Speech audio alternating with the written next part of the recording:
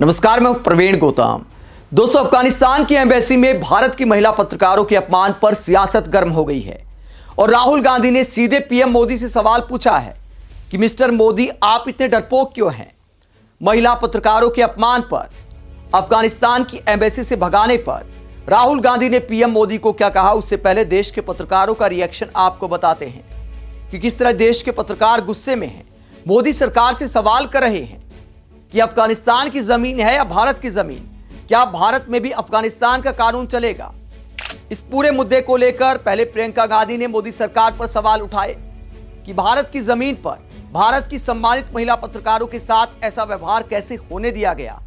महुआ मोइत्रा ने वीडियो जारी किया और अब राहुल गांधी ने पीएम मोदी को निशाने पर लिया है। राहुल का बयान आगे आपको दिखाएंगे, पहले पत्रकारों का रिएक्शन आपको दिखाते हैं। वरिष्ठ पत्रकार उर्मिलेश भारत में लोकतंत्र के ऐसे हालात को लेकर क्या सवाल उठाते हैं, क्या हालत हो गई है हमारे लोकतंत्र की। अफगानिस्तान के विदेश मंत्री मौलवी आमिर खान मुत्की की दिल्ली में हुई प्रेस कॉन्फ्रेंस में किसी महिला पत्रकार को जाने नहीं दिया गया।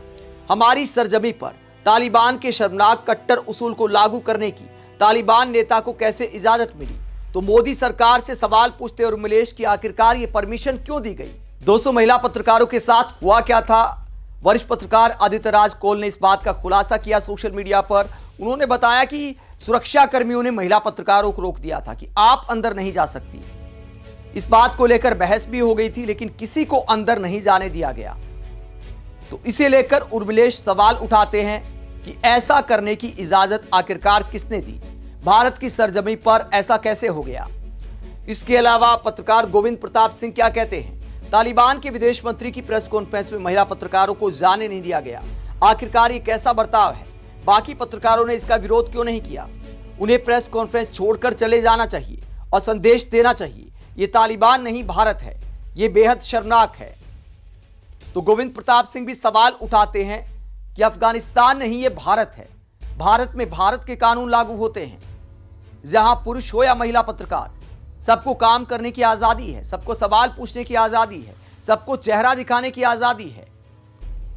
लेकिन अब सरकार पर सवाल उठ रहे हैं कि भारत में आखिरकार तालिबान के विदेश मंत्री की प्रेस कॉन्फ्रेंस में ऐसा हुआ कैसे? नेहा सिंह राठौड़ भी सवाल उठाती मोदी सरकार पर और कहती हैं, दिल्ली में हुई तालिबानी विदेश मंत्री की प्रेस कॉन्फ्रेंस में तालिबानी फरमान के तहत महिला पत्रकारों को प्रवेश नहीं करने दिया गया। फिर से पढ़िए और अपना माथा पीटिए। भारत सरकार कायरता और मूर्खता का इतिहास रच रही है। तो नेहा सिंह राठौड़ इस पूरे मसले पर भाजपा सरकार को कायर बताती हैं, मोदी सरकार पर कायरता का रवैया अपनाने का आरोप लगाती हैं। सवाल उठाती हैं कि क्यों नहीं बोल दिया गया कि अगर भारत में आपको प्रेस कॉन्फ्रेंस करनी है तो महिला पत्रकार आएंगी, वो सवाल भी पूछेंगी।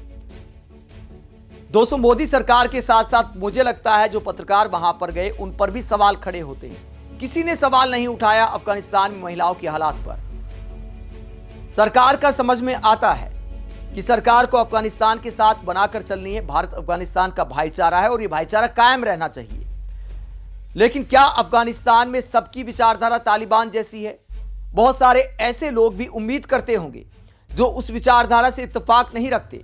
अफगानिस्तान की बेटियां उम्मीद करती होंगी कि दुनिया के किसी कोने से उनके लिए एक आवाज तो उठे, या फिर सदियों तक वो वही गुलामी सहती जाएंगी जो तालिबान की सरकार में हो रहा है। तो महिलाओं के अधिकारों को कुचला गया है, इस बात में कोई दो राय नहीं। लेकिन सरकार के बाद अगर वहां गए पत्रकार भी इस मुद्दे को नहीं उठाते तो आप समझ सकते हैं कि सरकार के इशारे पर ही क्या हमारे देश की मीडिया काम करती है। इसके अलावा कांग्रेस सांसद कुमारी सैलजा क्या कहती हैं? नई दिल्ली में अफगान विदेश मंत्री के अंतर्राष्ट्रीय संवाददाता सम्मेलन में महिला पत्रकारों के प्रवेश पर लगाया गया प्रतिबंध लोकतंत्र और अभिव्यक्ति की स्वतंत्रता के लिए कलंक है।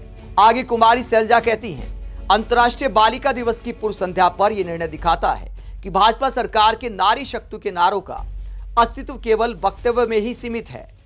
जब महिला पत्रकारों को ही संवाद और प्रश्न पूछने से रोका जाएगा तो देश की आधी आबादी की आवाज आखिरकार कौन सुनेगा? तो कुमारी सैलजा महिला पत्रकारों के लिए आवाज उठाती हैं कि भारत में ऐसा हो रहा है, क्या भारत में तालिबान की सरकार है? ये सवाल तमाम विपक्षी नेता उठा रहे हैं और सवाल पूछ रहे हैं कि भारत में ऐसा करने की आखिरकार हिम्मत कैसे हुई और क्या ये हिम्मत मोदी सरकार ने दी है? बहुत सारी विपक्ष की महिला नेताओं ने यह सवाल मोदी सरकार से पूछा है। महुआ मोइत्रा ने तो यह तक मुद्दा उठा दिया कि भारत में बीजेपी के नेता कट्टरवाद का विरोध करते हैं। कई बार कई जगहों पर नमाज पढ़ने से भी दिक्कत हो जाती है। लेकिन भारत की सरजमी पर मोदी सरकार में, बीजेपी के राज में तालिबान के विदेश मंत्री को ऐसा करने की परमिशन कैसे दी गई? क्या यहां पर बीजेपी कट्टरवाद के खिलाफ नहीं है? क्या इस कट्टरवाद के खिलाफ मोदी सरकार को स्टैंड नहीं लेना चाहिए था? यह महुआ मोइत्रा ने सवाल उठाया है। राहुल गांधी इस पूरे मुद्दे को लेकर पीएम मोदी को कायर बताते हैं, डरपोक बताते हैं, और वो क्या कहते हैं? राहुल गांधी ने प्रियंका गांधी की पोस्ट को रिपोस्ट करते हुए क्या कहा?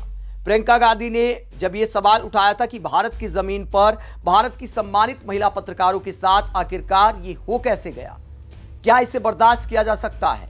तो राहुल गांधी उनकी बात को आगे बढ़ाते हुए क्या कहते हैं, मिस्टर मोदी कहते हुए क्या कहते हैं? पीएम मोदी पर सीधा अटैक करते हैं और कहते हैं, प्रधानमंत्री मोदी जी, जब आप किसी सार्वजनिक कार्यक्रम से महिला पत्रकारों को बाहर रखने की अनुमति देते हैं तो आप भारत की हर महिला को यह संदेश देते हैं कि आप उनके लिए खड़े होने की हिम्मत नहीं रखते। राहुल गांधी पीएम मोदी की हिम्मत पर सवाल उठाते हुए उन्हें कमजोर बताते हैं कि महिलाओं के लिए स्टैंड लेने में आप बहुत कमजोर हैं। यह पूरा मामला इस बात को दिखाता है। आगे राहुल गांधी कहते हैं कि हमारे देश में महिलाओं को हर क्षेत्र में बराबरी का अधिकार है और इस भेदभाव को लेकर आपकी खामोशी दिखाती है कि नारी शक्ति को लेकर आपके स्लोगन कितने खोखले हैं। तो पीएम मोदी पर खोखले नारों का आरोप लगाते हैं, पीएम मोदी को कमजोर बताते हैं और डरपोक बताते हैं कि महिलाओं के लिए स्टैंड आखिरकार क्यों नहीं ले पा रहे। भारत की महिला पत्रकारों के साथ ऐसे कैसे होने दिया गया? कमाल यह है कि दोस्तों, अब तक बीजेपी के किसी नेता का इस पूरे मुद्दे पर कोई बयान सामने नहीं आया है। आप सोच कर देखिए, अगर कांग्रेस सरकार में ऐसा होता, अगर पीएम मोदी की जगह कांग्रेस के प्रधानमंत्री होते तो क्या सीन होता? स्मृति ईरानी, निर्मला सीतारमण, सभी महिला नेता मोर्चा खोल देती, सवाल खड़े किए जाते कि कांग्रेस कट्टरवाद को बढ़ावा दे रही है, तरह तरह के आरोप लगाए जाते, इस मामले पर हिंदू मुस्लिम राजनीति की जाती। लेकिन आज सब खामोश है। बीजेपी का पूरा इकोसिस्टम आखिरकार खामोश क्यों है? क्या किसी में हिम्मत नहीं? बीजेपी की राजनीति तो इसी बात पर आधारित है, जब भारत में कट्टरवाद का आरोप लगाते हुए हिंदू मुस्लिम की राजनीति की जाती है तो इस कट्टरवाद पर बीजेपी का पूरा इकोसिस्टम खामोश क्यों है? मोदी सरकार ने आखिरकार इस बात को मंजूरी क्यों दी? इसे लेकर विपक्षी नेता सवाल उठा रहे हैं। आप इस पूरे मुद्दे को लेकर क्या सोचते हैं? कमेंट बॉक्स में अपनी राय जरूर दें। साथ ही चैनल को सब्सक्राइब भी करें। नमस्कार।